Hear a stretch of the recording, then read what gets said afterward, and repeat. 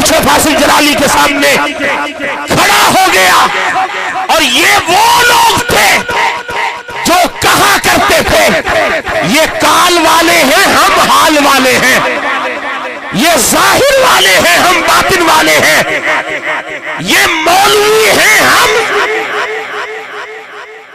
سمجھ نہیں آ رہی آپ کو؟ یہ قصور کن کا ہے؟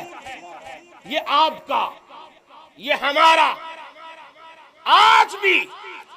اور وہ مولوی جو گجرانوالہ میں بیٹھ کر بڑی بڑی لمبی زبان کھول رہا ہے، میں اس کے لیے یہ جملہ آج موقع میں تلاش کر رہا تھا کہ کس موقع پہ میں یہ جملہ کہوں اور اس تک میری آواز جائے۔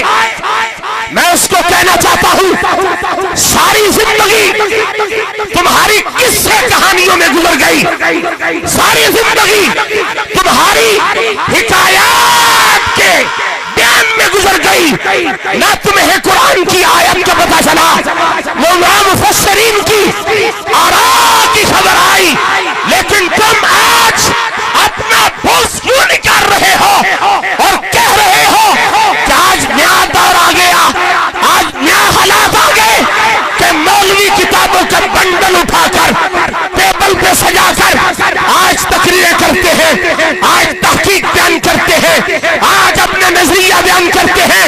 میں اس مولوی سے پوچھنا چاہتا ہوں، بتاؤ تو صحیح، علماء نے اکابرین نے کتابیں لکھی کیوں تھی؟ کتابیں لکھی کیوں تھی؟ اگر پڑھنی نہیں تھی، اگر پڑھانی نہیں تھی تو اپنی قسمت پہ افسوس کر، تجھے کتاب پڑھنی آئی نہیں، تجھے حدیث پڑھنی آئی نہیں، اور جب تجھے یہ آتا نہیں تو پھر جو کتابیں رکھ کے نظریہ اہل سنت کو، امام احمد رضا کو، مجدد الفسانی کو، رازی کو، امام جلال الدین سیوطی کو اور اکابرین امت کو اٹھا اٹھا کر سامنے لا رہے ہیں۔ ہمارے بزرگ یہ کہتے تھے، ہمارے بزرگ یہ لکھتے تھے، ہمارے بزرگ یہ لکھ کے گئے ہیں، اور تمہیں خبر نہیں آج کتابوں کی، تو اپنا بغض نکال کے کہتے ہو ہم کتابوں والوں کو نہیں مانتے۔ ہم کتابوں والوں کو نہیں مانتے، اور تیرے لیے جملہ صرف میرا ایک ہی کافی ہے۔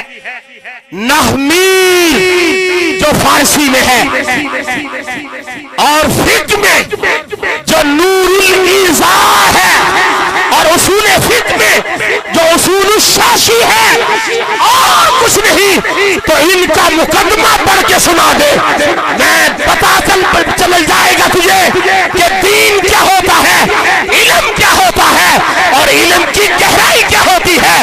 جب تجھے پتا نہیں تو پھر ہدایت بخش چھپا، پھر لوگوں کو نعتیں سنا اور لوگوں کی جیبوں کو خالی کروا اور اپنا مدعا پورا کر، لیکن جو کتابوں میں چھپے ہوئے ہیں اور جو کتابوں کی صورت میں ہمارے اکابرین سوئے ہوئے ہیں، امت کے غیرت مند علماء کی یہ ذمہ داری ہے ان بزرگوں کے لکھے ہوئے کلام کو، لکھی ہوئی آراء کو، لکھی ہوئی تحقیق کو امت کے سامنے رکھ کے بتایا جائے ہمارے بزرگ یہ لکھ کے گئے ہیں۔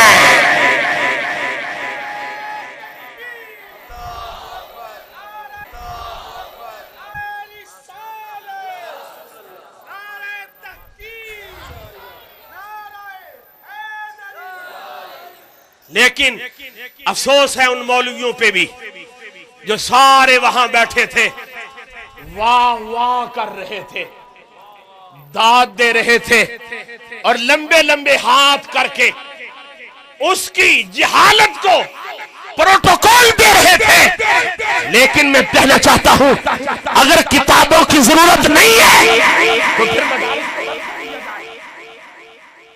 پھر مدارس کو بند کر دیا جائے۔ یہ جو کتابیں پڑھائی جاتی ہیں ان کے پڑھانے کا مقصد کیا ہے؟ یہ جو اصول پڑھائے جاتے ہیں، یہ جو قوانین پڑھائے جاتے ہیں، یہ جو اسلام کے ضابطے امت کو اور علماء کو سمجھائے جاتے ہیں، اس کا مقصد کیا ہے؟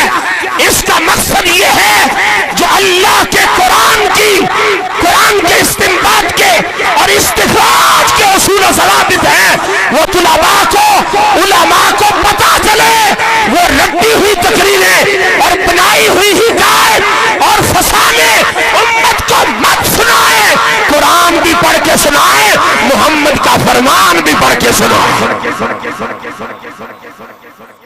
وہ مولوی آپ اس کو وہاں تک پہنچ گئے، وہ مولوی کون سا ہے؟ کس مولوی نے یہ جملہ بولا؟ اس کے لیے میں تو اکثر کہا کرتا ہوں، تجھے سیب ملی ہے وراثت میں، سیب ملی ہے وراثت میں، تو سیبی بن، بس تو سیبی بن۔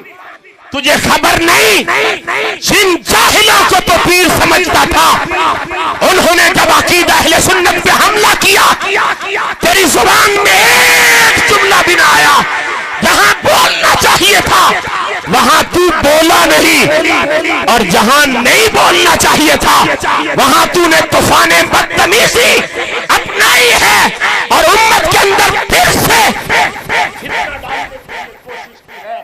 لیکن خدا کی قسم میں یہ جملہ کہنا چاہتا ہوں آپ کے حوالے سے، اب امت جان چکی ہے،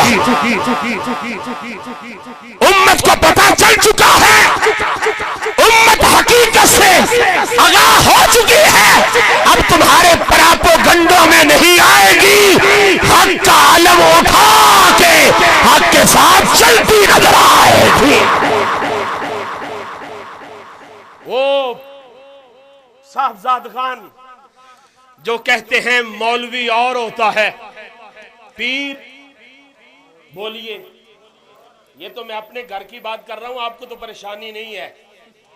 مولوی اور ہوتا ہے پیر، میں خود کہتا ہوں نہیں، پیر بعد میں ہوتا ہے، مولوی پہلے ہوتا ہے۔